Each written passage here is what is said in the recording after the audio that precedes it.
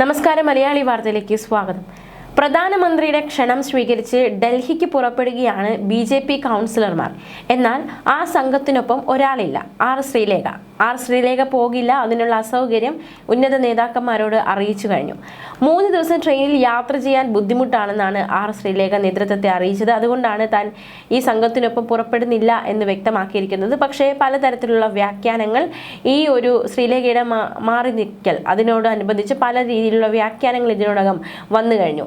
പ്രധാനമന്ത്രി വിരുന്നൊരുക്കുന്ന ദിവസം ഡൽഹിയിൽ വിമാനത്തിൽ എത്തുമെന്നാണ് വിവരം. എന്തായാലും ഈ സംഘത്തിനൊപ്പം ആർ ശ്രീലേഖ പോകില്ല എന്നൊരു തീരുമാനത്തിൽ, അത് ട്രെയിനിൽ യാത്ര ചെയ്യാനുള്ള അസൗകര്യം കൊണ്ടാണ് അത്തരത്തിലൊരു ഒഴിഞ്ഞുമാറൽ എന്നാണ് വ്യക്തമാക്കുന്നത്. തിരുവനന്തപുരം നഗരസഭയിലെ BJP കൗൺസിലർമാർ ഇന്നുച്ചയ്ക്ക് 12:30യോടെയാണ് കേരള എക്സ്പ്രസിൽ ഡൽഹിക്ക് യാത്ര നിശ്ചയിച്ചിരിക്കുന്നത്. കൗൺസിലർമാരും മുനിസിപ്പാലിറ്റി പഞ്ചായത്ത് അധ്യക്ഷന്മാരും സംഘത്തിലുണ്ടാകും. ഈ മാസം 12-നാണ് പ്രധാനമന്ത്രി ജനപ്രതിനിധികൾക്ക് വിരുന്ന് ഒരുക്കുന്നത്. കേരള എക്സ്പ്രസിൽ യാത്ര പുറപ്പെടുന്ന സംഘത്തിന് ട്രെയിൻ കടന്നു പോകുന്ന സംസ്ഥാനങ്ങളിൽ സ്വീകരണം നൽകും. സ്റ്റാൻഡിംഗ് കമ്മിറ്റി അംഗം MR ഗോപനും സംഘത്തിൽ ഉണ്ടാകില്ല. മാതാവിന്റെ ആരോഗ്യ പ്രശ്നങ്ങൾ കാരണം വരാനാകില്ല എന്നാണ് BJP കേന്ദ്ര നേതൃത്വത്തെ അറിയിച്ചിരിക്കുന്നത്. അദ്ദേഹം അതിനുശേഷമാണ് MR ഗോപൻ യാത്രയിൽ നിന്ന് വിട്ടുനിൽക്കുന്നത്. പ്രത്യേകിച്ച് ആർ ശ്രീലേഖ മാറി നിൽക്കുമ്പോൾ അത് പലതരത്തിലുള്ള വ്യാഖ്യാനങ്ങളിലേക്ക് കടക്കാനുള്ള കാരണം നമുക്ക് നേരത്തെ തന്നെ അറിയാവുന്നതാണ്. തിരുവനന്തപുരം കോർപ്പറേഷനിലെ മേയർ സ്ഥാനത്തെ ചൊല്ലി ആർ ശ്രീലേഖ പരസ്യ അതൃപ്തി പ്രകടിപ്പിച്ചതാണ്.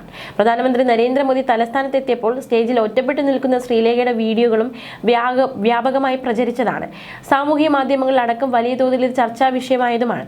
പ്രധാനമന്ത്രി നരേന്ദ്രമോദിയുടെ ക്ഷണപ്രകാരം ഡൽഹിയിലേക്കുള്ള യാത്രയിൽ നിന്ന് യാത്ര ചെയ്യാൻ കൗൺസിലർ ആർ ശ്രീലേഖ, അതായത് ഒറ്റയ്ക്ക് യാത്ര ചെയ്യാൻ ശ്രീലേഖ തീരുമാനമെടുക്കുമ്പോൾ എന്തുകൊണ്ട് അത്തരത്തിൽ ഒറ്റയ്ക്ക് യാത്ര ചെയ്യുന്നു എന്നൊരു ചോദ്യവും ഇതിനോടകം ഉയർന്നു കഴിഞ്ഞു. എന്നാലും ദീർഘനേരം ട്രെയിനിൽ യാത്ര ചെയ്യാൻ ബുദ്ധിമുട്ടുള്ളത് കൊണ്ടാണ് വിമാനത്തിൽ പോകാൻ തീരുമാനിച്ചതെന്ന് ശ്രീലേഖ വ്യക്തമാക്കി കഴിഞ്ഞു. സ്വീകരണ ദിവസം ഡൽഹിയിൽ എത്താനാണ് ശ്രീലേഖയുടെ തീരുമാനം. ഡൽഹിയിൽ BJP കേന്ദ്ര നേതൃത്വം സംഘടിപ്പിക്കുന്ന സ്വീകരണ പരിപാടിയിൽ പങ്കെടുക്കാനാണ് BJP കൗൺസിലർമാർ യാത്ര തിരിച്ചത്.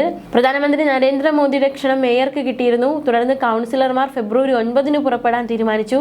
ട്രെയിൻ കടന്നുപോകുന്ന വിവിധ സംസ്ഥാനങ്ങളിലെ പ്രധാന സ്റ്റേഷനുകളിൽ BJP പ്രവർത്തകരും സംഘത്തിന് സ്വീകരണം നൽകും.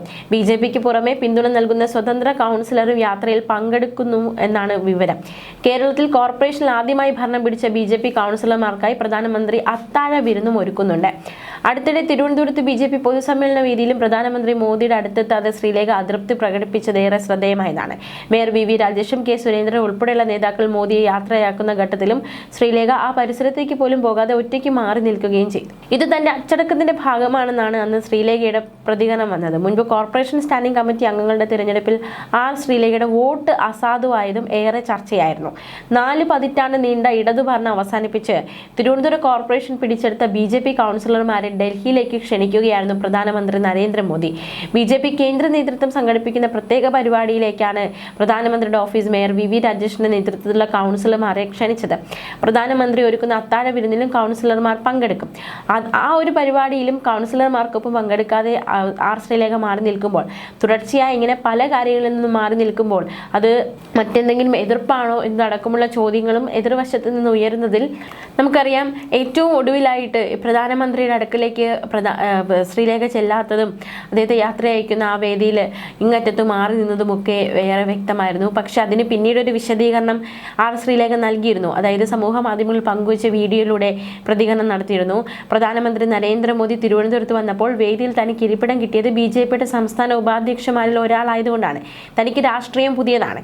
33 വർഷം ചെയ്തതും പരിചയിച്ചതും പോലീസ് ഉദ്യോഗസ്ഥയായാണ്. വളരെയധികം VVIP ഡ്യൂട്ടി ചെയ്ത തനിക്ക് അച്ചടക്കം വളരെ പ്രധാനപ്പെട്ട കാര്യമാണ്.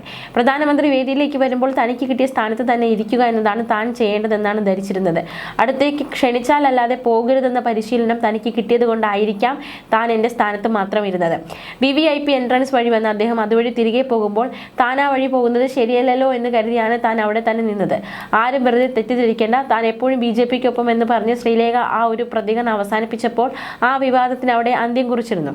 എന്തായാലും പ്രധാനമന്ത്രിക്ക് അരികിലേക്ക് പോകാതിരുന്നത് തന്നെ മേയർ ആക്കാത്തതിനുള്ള പരിഭവം കൊണ്ടാണ് എന്ന പ്രചാരണങ്ങൾ അടിസ്ഥാനരഹിതമാണെന്നും ആർ ശ്രീലേഖ വ്യക്തമാക്കുന്നു. തന്റെ അച്ചടക്കത്തെയും പെരുമാറ്റത്തെയും തെറ്റായ രീതിയിൽ വ്യാഖ്യാനിക്കരുതെന്നാണ് അവർ ഫേസ്ബുക്ക് വീഡിയോയിലൂടെ ആവശ്യപ്പെട്ടത്. പ്രത്യേകമായി ക്ഷണിക്കപ്പെടാതെ ഔദ്യോഗിക വേദിയിൽ മറ്റൊരാളുടെ അടുത്തേക്ക് പോകരുതെന്ന പരിശീലനം കിട്ടിയിട്ടുണ്ട്. അതിൻ്റെ ഭാഗമായിട്ടാണ് താൻ അന്ന് അത്തരത്തിൽ പ്രതികരിച്ചത്. പ്രധാനമന്ത്രിയോട് യാതൊരുവിധ പരിഭവമോ രാഷ്ട്രീയപരമായ വിദ്വേഷമോ അതൃപ്തിയോ അത് കാരണമാണ് മാറി നിന്നതെന്ന തരത്തിലുള്ള പ്രചാരണങ്ങൾ പൂർണ്ണമായി വാസ്തവവിരുദ്ധമാണെന്നും ശ്രീലേഖ വ്യക്തമാക്കിയിരുന്നു. പക്ഷേ ആദ്യമൊക്കെ അതിനൊരു വിശദീകരണം കോർപ്പറേഷൻ മേയർ ആക്കാത്തതിലെ പരിഭവം പ്രധാനമന്ത്രി പങ്കെടുത്ത വേദിയിലും ശ്രീലേഖ പ്രകടമാക്കിയെന്ന തരത്തിലുള്ള ഒരു വിശദീകരണമായിരുന്നു അതിന് നൽകിയത്. എന്തായാലും ആ വിശദീകരണങ്ങൾക്ക് യാതൊരു അർത്ഥവുമില്ല എന്ന് അവർ വ്യക്തമാക്കിയിരുന്നു. ഏതായാലും അന്ന് പ്രധാനമന്ത്രി തിരുവനന്തപുരത്തെത്തിയ ആ ഒരു ദൃശ്യങ്ങളിലേക്ക് നമുക്ക് ഒരിക്കൽ കൂടി പോകാം.